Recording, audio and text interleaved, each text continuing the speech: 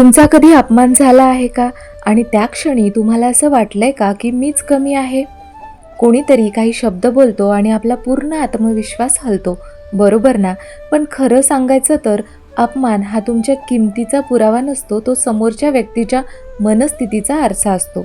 आज आपण समजून घेणार आहोत, लोक अपमान का करतात, त्याचा आपल्या मनावर काय परिणाम होतो आणि सर्वात महत्त्वाचं म्हणजे अपमान झाल्यावर नेमकं काय करावं. एक विचार मनात ठेवा, जिथे अहंकार असतो तिथे अपमान जन्माला येतो आणि जिथे आत्मज्ञान असतं तिथे सन्मान आपोआप निर्माण होतो. नमस्कार स्वामी भक्त हो, तुमचं आपल्या चॅनलमध्ये मनापासून स्वागत आहे. तुमच्या मनातल्या सर्व चांगल्या इच्छा पूर्ण होऊ देत, ही स्वामीचरणी प्रार्थना. अपमान हा शब्द छोटा आहे, पण त्याचा परिणाम खूप खोलवर होतो. स्वामी सांगतात, शब्द बाणासारखे असतात, एकदा सुटले की परत येत नाहीत. म्हणूनच अपमान हा फक्त बाहेरचा प्रसंग नसतो, तो आपल्या अंतर्मनाला स्पर्श करून जातो, बरोबर ना? आपण कधी विचार केलाय का, लोक अपमान का करतात? आध्यात्मिक दृष्टिकोनातून पाहिलं तर जिथे अहंकार वाढतो तिथे दुसऱ्याला कमी दाखवण्याची वृत्ती निर्माण होते.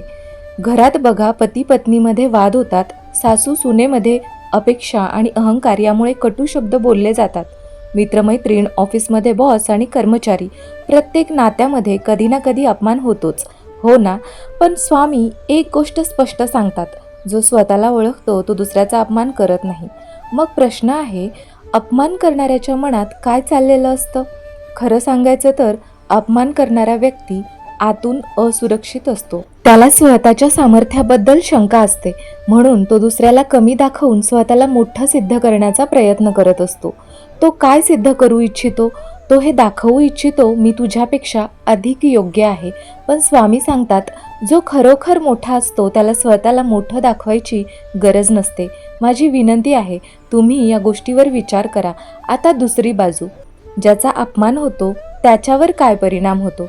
वारंवार अपमान झाला की माणूस स्वतःला कमी समजू लागतो, त्याचा आत्मविश्वास कमी होतो, मनाने तो कमजोर होतो आणि हळूहळू तो स्वतःच्या आत्म्यापासून दूर जाऊ लागतो. तुमचा आत्मा शुद्ध आहे, त्याला कुणीही कमी लेखू शकत नाही. पण आपण काय करतो?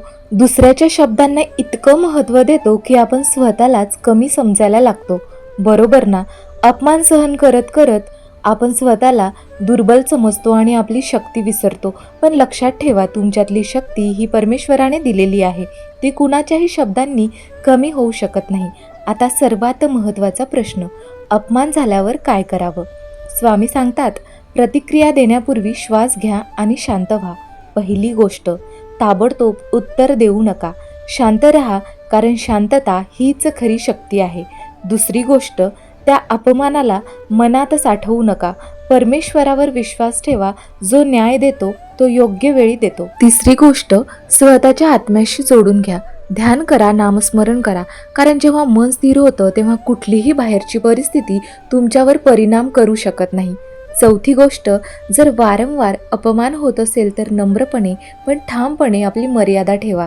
स्वामी सांगतात, स्वाभिमान सोडू नका. पाचवी गोष्ट, स्वतःचा आत्मविश्वास वाढवा, कारण जो व्यक्ती आत्मिकदृष्ट्या मजबूत असतो त्याच्यावर अपमानाचा परिणाम होत नाही. आणि एक खूप सुंदर गोष्ट, कधी कधी शांत राहणं म्हणजे कमजोरी नसते, ती तुमची आध्यात्मिक उंची असते, बरोबर ना? जो व्यक्ती परमेश्वरावर विश्वास ठेवतो तो प्रत्येक गोष्ट सहज घेतो. त्याला माहिती असतं, जे घडतंय ते माझ्या चांगल्यासाठीच घडते. माझी विनंती आहे, तुम्ही या गोष्टीवर नक्की विचार करा. तुम्ही स्वतःला ओळखा, तुमच्यातील दिव्य शक्ती ओळखा. जर तुम्हाला हा विचार आवडला असेल तर व्हिडिओला लाईक करा आणि अशाच आध्यात्मिक विचारांसाठी चॅनलला सपोर्ट करा. शेवटी एकच सांगते, अपमान टाळता येत नाही, पण त्यावर तुमची प्रतिक्रिया तुमच्या हातात असते.